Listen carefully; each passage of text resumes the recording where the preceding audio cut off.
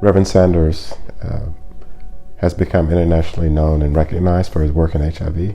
Ed was the first faith leader to embrace HIV as a problem within the church.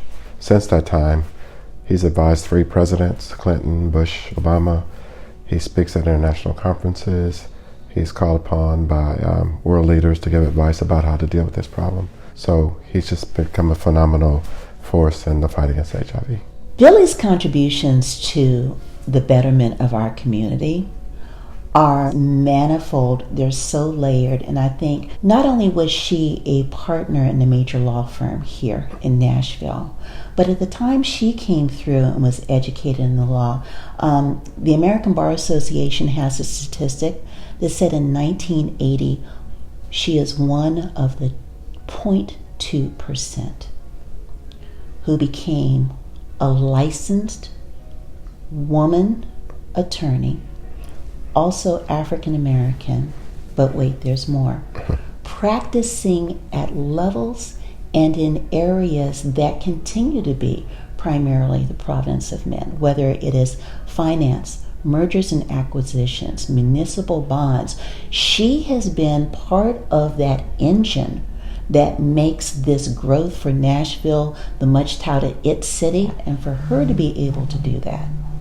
and still show up in community as this just fabulous, warm, wise, and welcoming presence, that was a revelation for me.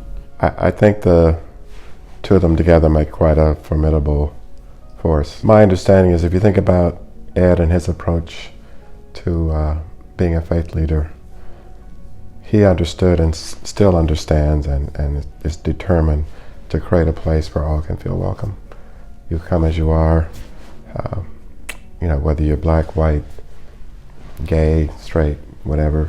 He wants to create a place that all would be welcome because I think he believes that that's what Christ wanted. In fact, that's what Christ taught. So in a lot of ways, Ed has modeled what Christ envisioned for his church. The COVID-19 Prevention Network called upon Ed to lead it in terms of the faith community. HIV Trials Network did. He's been involved in organizations that are fighting against sexual violence. So when it comes to community and empowering communities in these fights, Ed is called upon by lots of different organizations, and he's always, as a servant leader, willing to step in and do his part. My observation of Billye's work for the Napier-Luby Bar Association, being the tip of the spear in the very important and iconic civil rights work that was birthed in this city, is just incredible. And to be able to still be among somebody who did that work. When we talk about the YMCA, the phenomenal work that the YWCA does in this city to provide safety for women, shelter for women and children, that has Billye Sanders stamped all over it. For all of their accomplishments and humility, not self-promoting. Yes.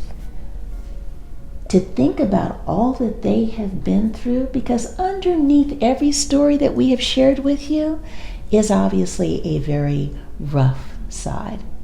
But these are 2 beautiful humans, individually and together, who are not bitter, but are better, radiating just joy and love and hope in such a generous way. It's the kind of legacy that one would aspire to, and I'm so grateful that we've had an opportunity to be a part of that story.